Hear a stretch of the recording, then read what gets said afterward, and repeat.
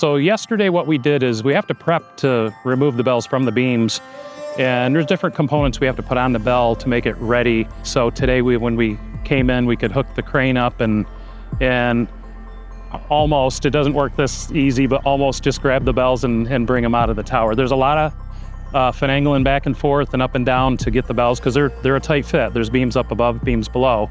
And so you got to really work with it. And so some of them are time consuming. The range of the bells are, I think the smallest one might be 300. It's right around there. And we're talking 300 pounds. And the largest one is 3,000 pounds. And then they got all of them in between. So they're not requiring a lot of restoration on this project. As far as our portion of it, the bells are pretty much, we're removing the bells.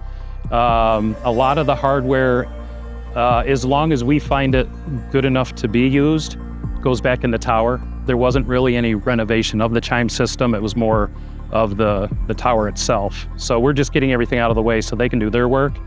And then once they're all done, everything's built back up, we come back in and we reinstall it. So there'll be some components that are brand new. The cables that run from the playing clavier to the bells, they'll be brand new. If we find pulleys that are bad, we'll replace pulleys. But for the most part, everything really looks like it's in good shape. Aged with a bell, the condition, it doesn't really deteriorate. They patina, which is a natural aging of the bell. It's a coating that accumulates on the bell, and it's a protective coating. So that's normal for the bells to look the way they do. People have asked to polish them, and we can polish, but they look new. We don't really want it to look brand new again. We like to have a seasoned bell, and that's what these are. That they're well seasoned. We love what we do.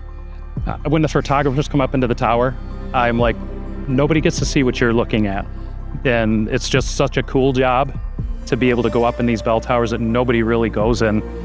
So it's exciting for us to do that, and especially be at a big university. The big stuff like this, we really enjoy.